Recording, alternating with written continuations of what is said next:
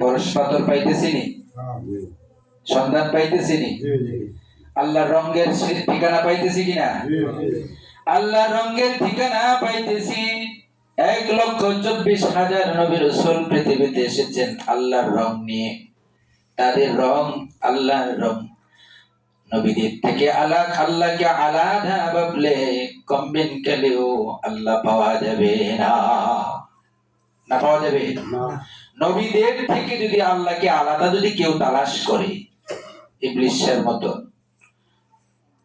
ইবলিসের মতো আল্লাহ সব জায়গায় আছে। আল্লাহ যখন বললেন আমার আদম ইন্নী জাইলুন ফিল আরদি খলিফা, আমি আমার খলিফা নির্ধারণ করব পৃথিবীতে, আদমের সামনে সিজদা করলো। ইবলিসে কয় না কেন? সে কে?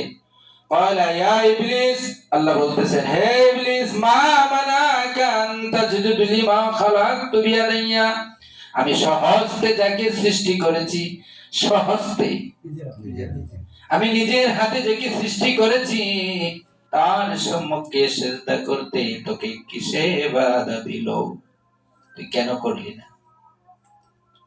আল্লাহ ইবলিসকে জিজ্ঞাসা করতেছে, ক্বালা ইয়া ইবলিস মা মানাকা আন তাসজুদ লিমা খালাকতু বিয়াদাইয়া, আমি স্বহস্তে যাকে সৃষ্টি করিলাম তার সামনে তোকে সিজদা করতে কে নিষেধ দিল?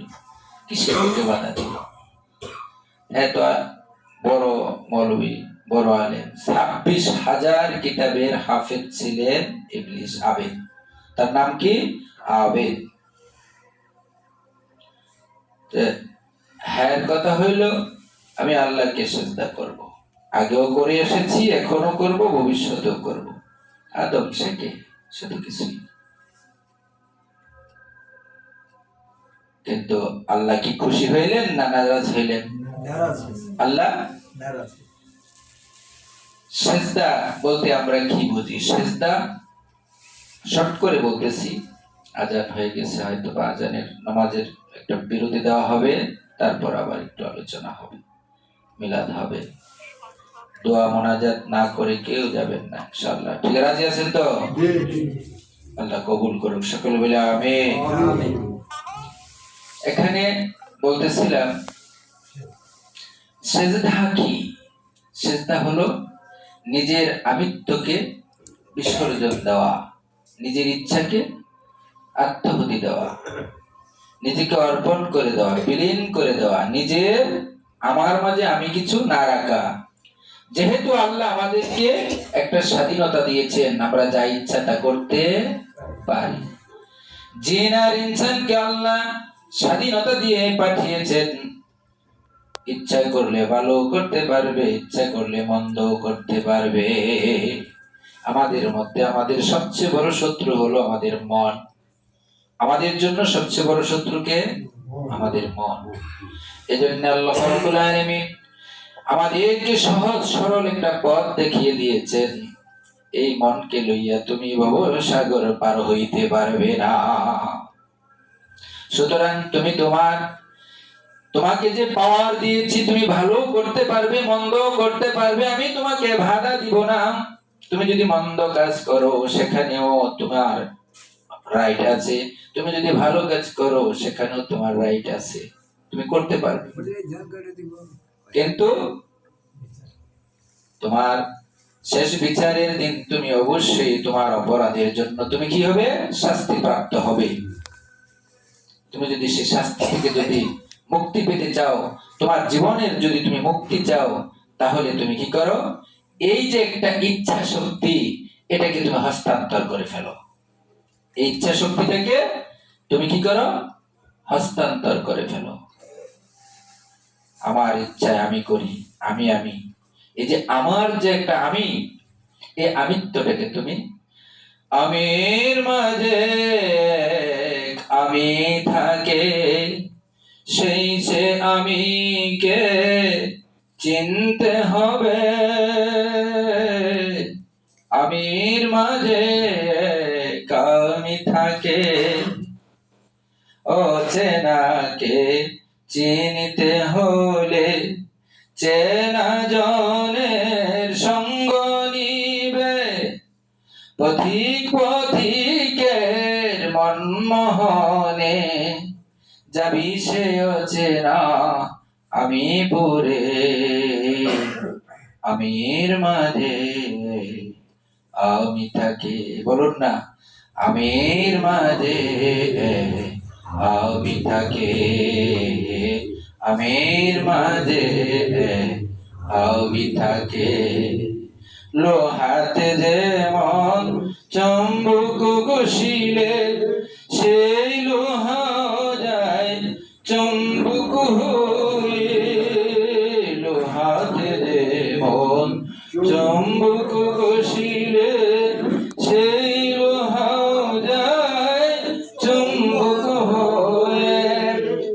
আত্মবাদন হৃদয় স্পন্দন, আত্মবাদন হৃদয় স্পন্দন চিনবে সে আছে না আমি রেখে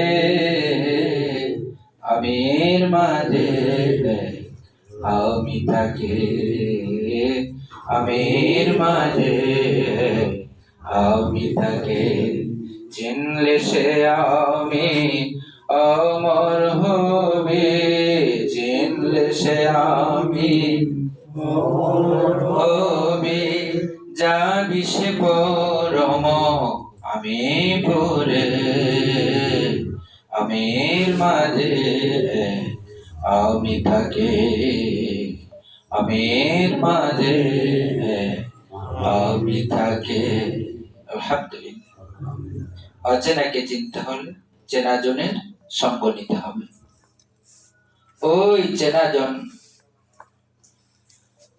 দরবেশ হামদু পাগলা, যে মানুষটার স্পর্শ পেয়ে আরো অনেক মানুষ কি হয়ে গেছে, খাঁটি সোনা হয়ে গেছে, ঠিক না? ঠিক তেমনি ভাবে যুগে যুগে কালে কালে আর কোন নবী আসবে না। আমার নবীর পরে নবী রেখেছেন আহলি ভাই বেলায়াত প্রাপ্ত, কামালিয়াত প্রাপ্ত। বেলায়াত মানে কামালিয়াত প্রাপ্ত, কামালিয়াত প্রাপ্ত, বেলায়াত প্রাপ্ত পঞ্চ জ্ঞানী। কামা আরসালনা ফিকুম রাসূলাম মিনকুম ইয়াতলু আলাইকুম আয়াতিনা ওয়া ইউযাক্কিকুম ওয়া ইউআল্লিমুকুমুল কিতাবাল হিকমাত ওয়া ইউআল্লিমুকুম মা লাম তাকুনু তা'লামুন। আল্লাহু আকবার। আল্লাহ সার্টিফিকেট দিয়ে দিয়েছেন। সূরা বাকারা 151 নং আয়াত থেকে বলছি, ওই বেলায়াত প্রাপ্ত ব্যক্তির 5টা সার্টিফিকেট থাকবে। 5টা সার্টিফিকেট থাকবে। কয়টা? 5টা সার্টিফিকেট। আল কোরআন, ইলমে তাসাউফ, ইলমে মারিফাত, ইলমে হিকমত, ইলমে লাদুনি। এই 5টা জ্ঞানে সে জ্ঞানী থাকিবে।